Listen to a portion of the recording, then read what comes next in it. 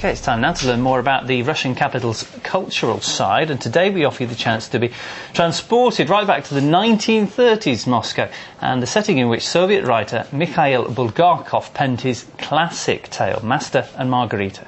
Bulgakov's book about a Muscovite and the devil was heavily influenced by the haunting surroundings in which he used to write. To find out more, let's take a closer look at where Bulgakov used to call home with the help of Primetime Svetlana Kurakina.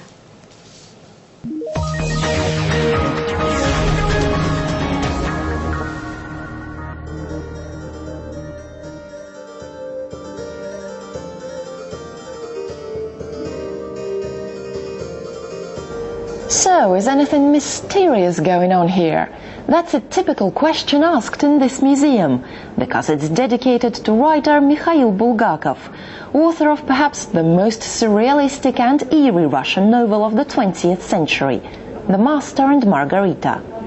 Labeled as the most un-Soviet writer and censored for most of his life, Bulgakov was born in Kiev, Ukraine, in 1891.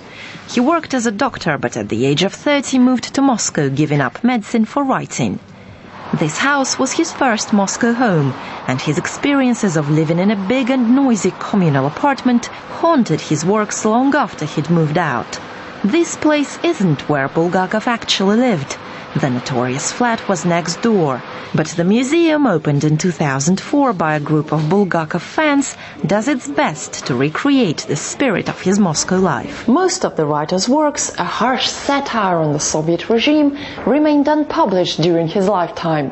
His best-known novel, The Master and Margarita, was started in 1928, but was only printed in the USSR in 1966, 26 years after his death. The book is a fusion of harsh satire, philosophy and mystery, where a love story is set against the backdrop of both Soviet realities and the supernatural, with the devil himself walking the streets of Stalinist Moscow. A lot of the story is set in the nearby area, with this house providing some of the inspiration. So it's not surprising that the Writers' Museum is said to be the place filled with magic, where you can get lost in space and time, and where wishes are meant to come true. All you have to do is write your wish down and put the paper in the magic box in the living room, asking the master to grant it.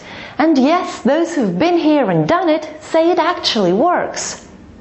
To live up to the novel's mysterious reputation, the museum is even open at night and offers offbeat Moscow excursions, like tram tours around Bulgakov's haunts. It's actually a bus made to look like a tram that features in the novel, and it will show you 1930s Moscow through the writer's eyes. Get on board, and who knows what secrets will reveal themselves. Svetlana Kurakina, Primetime Russia.